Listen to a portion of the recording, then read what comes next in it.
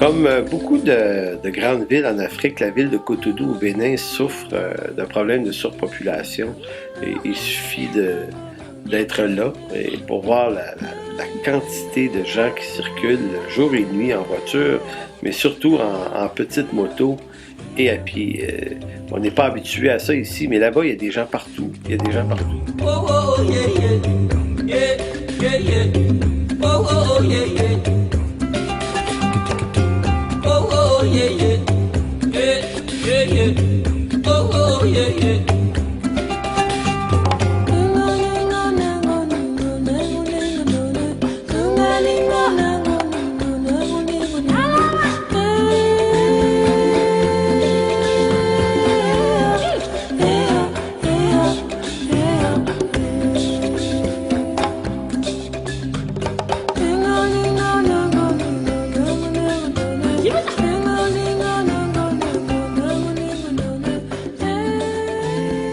Mon nom c'est Koudio de Nanéné.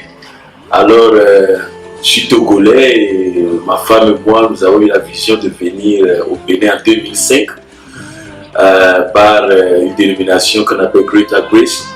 Et l'année suivante, j'ai rendu ma démission et on a commencé une nouvelle chose.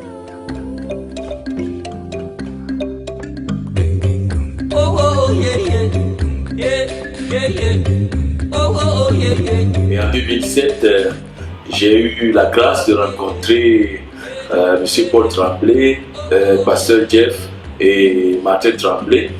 Et une grande aventure spirituelle pour le royaume allait commencer. C'est là où nous avons fondé, la Bible parle, de l'Afrique de l'Ouest. Et nous avons commencé à implanter des églises au Bénin et au Togo.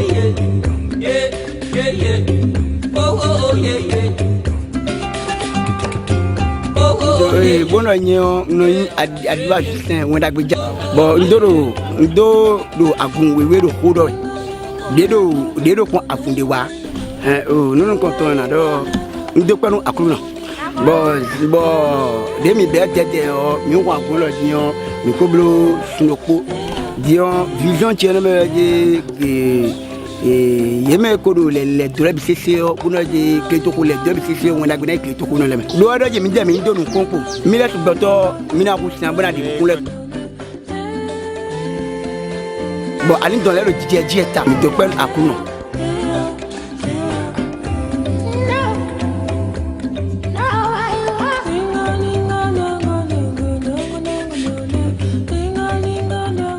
j'ai la grâce de Dieu d'avoir des hommes qui m'entourent, des hommes dynamiques et qui aussi épousent la vision. C'est ce qui fait que depuis 2007 jusqu'à maintenant, par la grâce de Dieu, nous avons implanté 11 églises.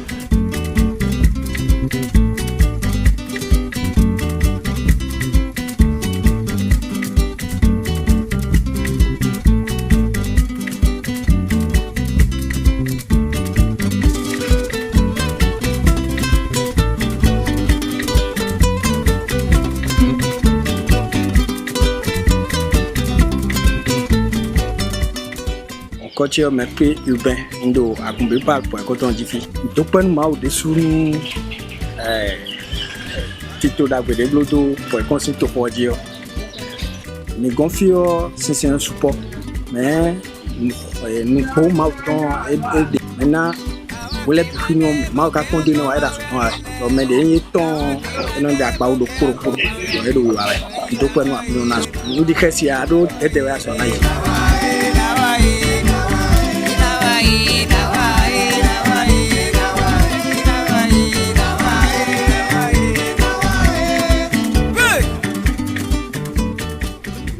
Paul Tremblay du Canada et plus précisément du Québec. Alors, c'est 2007, je crois. Passé l'aventure, on a rencontré Pasteur Cujo et puis il y a comme,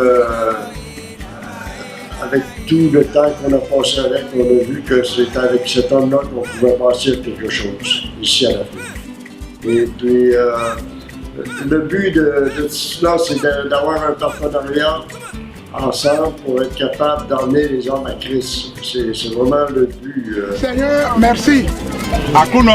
Merci pour tout ce que tu es. Pour toutes tes qualités. C'est toi qui permets toutes choses. Si quelque chose de ce genre doit se passer aujourd'hui, tu le connaissais. Il me fait les choses et nous lui donnons toute la gloire et nous nous suivons la direction de l'Esprit de Dieu.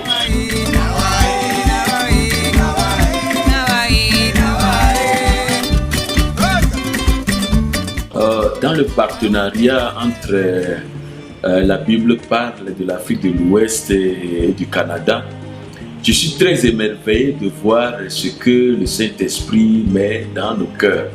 Et des fois, ça peut étonner, c'est qu'au moment où nous ici, nous sommes en train de penser à un projet, en même temps, l'Esprit de Dieu communique le même projet à nos partenaires du Canada et ensemble, on voit que c'est la main de Dieu.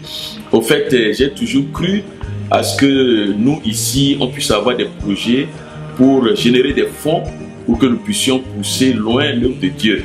C'est à ce moment que je pensais à l'élevage, je pensais à la pisciculture, je pensais à beaucoup de choses. Et c'est en ce moment qu'on m'envoie un lien d'une organisation qu'on appelle Songhai, qui est spécialisée dans toutes ces choses que nous voulons développer. Mais c'était étonnant que la chose est à 30 km de moi, mais je ne savais pas.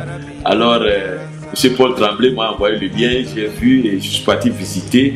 Mais c'était merveilleux. J'ai dit tout de suite que c'est des choses que nous pouvons faire.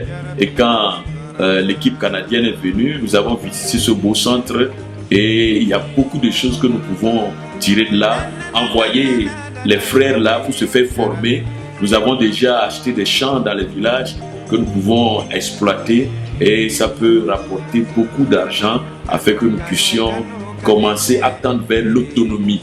Donc c'est les projets d'avenir que nous voulons ensemble accomplir.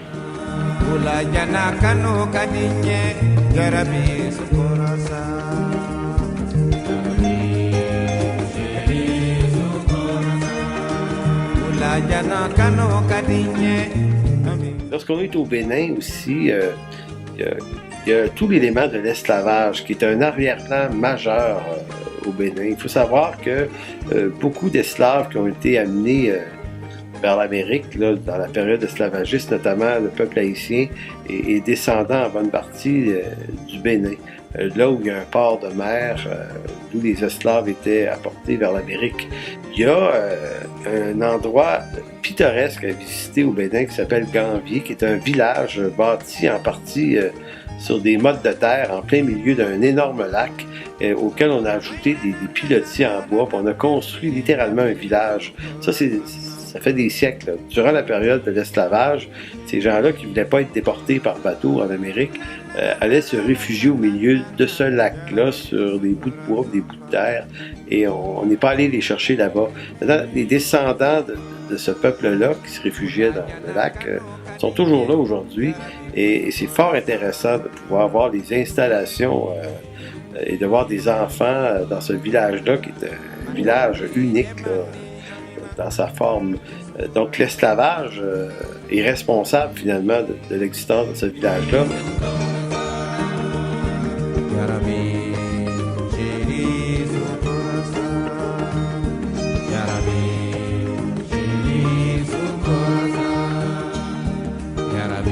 Et il y a la ville, la fameuse ville de Ouidah, qui est située situé sur le bord de la mer au Bénin.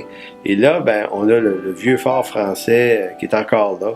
C'était le lieu où on enfermait les esclaves qu'on allait chercher dans les forêts. On les enfermait dans un fort et on les gardait pendant un certain temps avant de les déporter sur les négriers, les bateaux qui partaient de cette région-là jusqu'aux Amériques. Et on peut voir au Bénin parce que c'est devenu des musées, ces endroits-là, donc on peut les visiter, puis on peut avoir des explications sur tout ce qui se passait, le pèlerinage des esclaves avant qu'ils soient apportés jusqu'au bord de la mer. Et au bord de la mer, on observe une grande porte qui ressemble à une énorme arche où les esclaves passaient à travers cette arche-là. Puis il y avait le avant l'arche, puis il y avait après cette arche-là. Puis il y avait un rituel qui était... c'est extrêmement cruel. Là. Quand on est là-bas, on visite ces installations-là, tous ceux qui sont allés ont sorti de là un peu ébranlés. Amazing grace, how sweet the sound that saved a wretch like me.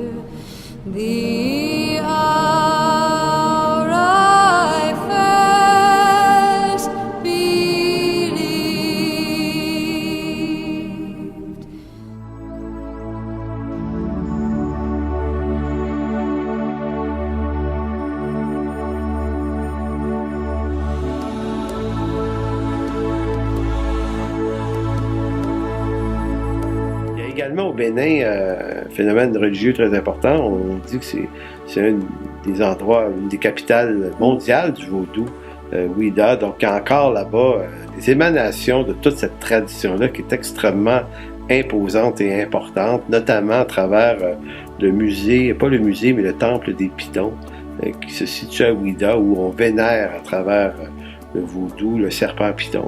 Donc on peut aller visiter ça, prendre des serpents autour de notre cou. Évidemment, nous, on n'adhère pas à cette croyance-là, mais c'est quand même important, la visite de ce temple-là, parce que ça nous permet de comprendre où en sont ces tribus dans cette région-là de l'Afrique, celles qui sont non chrétiennes, adhèrent énormément encore aux croyances mythique du vaudou. Et même chez les chrétiens, c'est une difficulté, bien qu'on appartient à Jésus-Christ, certains ont de la difficulté à se défaire des craintes et des peurs que soulève toute la question des pratiques vaudouisantes au Bénin.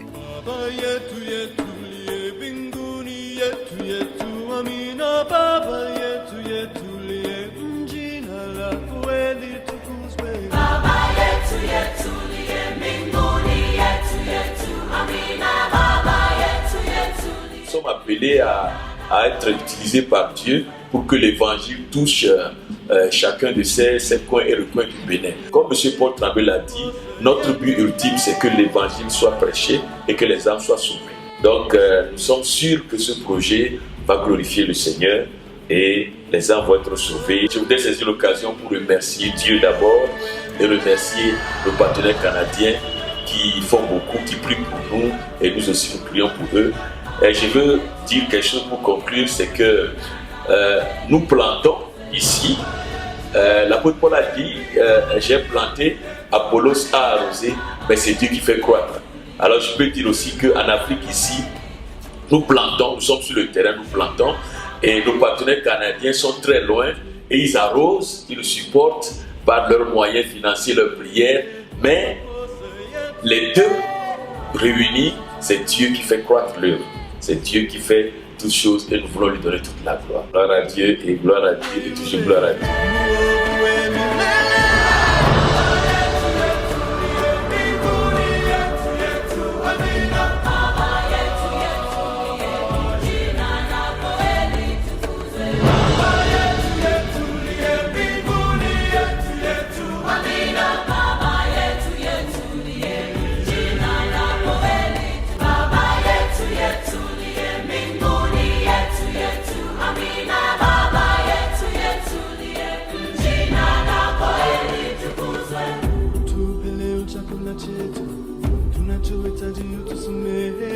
Makosa yetu kama wasamehe usitutie katika majaribu, lakini utuokoe na yule